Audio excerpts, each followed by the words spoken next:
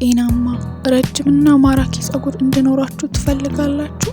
ብዙዎቻችን ጸጉራችን እንዲያድግ እንመኛለን፣ ግን ትክክለኛውን መንገድ አናውቅም። ዛሬ ፕሮፌሽናል የሆኑ 4 የጸጉር እድገት ምስጢሮችን አካፍላችኋለሁ። ከእናንተ የሚጠበቀው እያንዳንዱን ስቴፕ እኔን መከታተል ነው። ከነዚህ ስቴፖች አንዱን ከዘለላችሁ አሁን የሚነግራችሁ ነገር ላይሰራላችሁ ይችላል። ስለዚህ ቪዲዮውን እስከ መጨረሻው ተከታተሉ። አንደኛው የራስ ቅል ጤንነትን መጠበቅ። አንደኛውና ዋነኛው ነጥብ የራስ ቅል ጤንነት ነው። ጸጉር ልክ እንደ አትክልት ነው። አፈሩ ጤናማ ካልሆነ ተክሎ አያድግም፣ እንዲሁም ፍሬም አይሰጥም። በሳምንት ቢያንስ 2 ጊዜ ለ5 ደቂቃ የራስ ቅላችሁን በጣታችሁ ጫፍ ማሳጅ አድርጉ።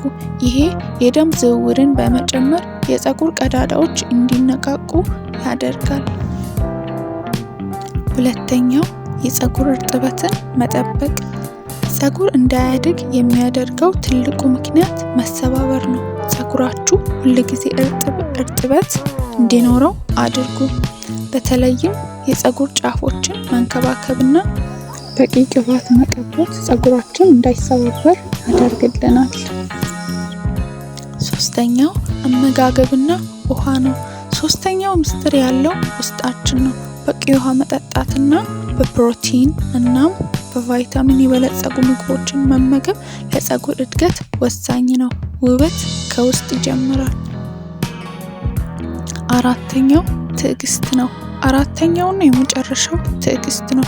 የጸጉር እድገት በአንድ ጀንበር አይመጣም። በሚታደርጉት እንክብካቤ ዘውታሪ ሁኑ። በመጨረሻም እነዚህን ቀላል ግን ውጤታማ መንገዶችን ከተከተላችሁት ለውጡን ታዩታላችሁ። ቪዲዮ ከጠቀማችሁ ላይክ እና ሼር አድርጉ። ለተጨማሪ የውበት ምክሮች ደግሞ ተከታተሉኝ። የዛሬውን ቪዲዮ እዚህ ጋር አበቃሁ። መልካም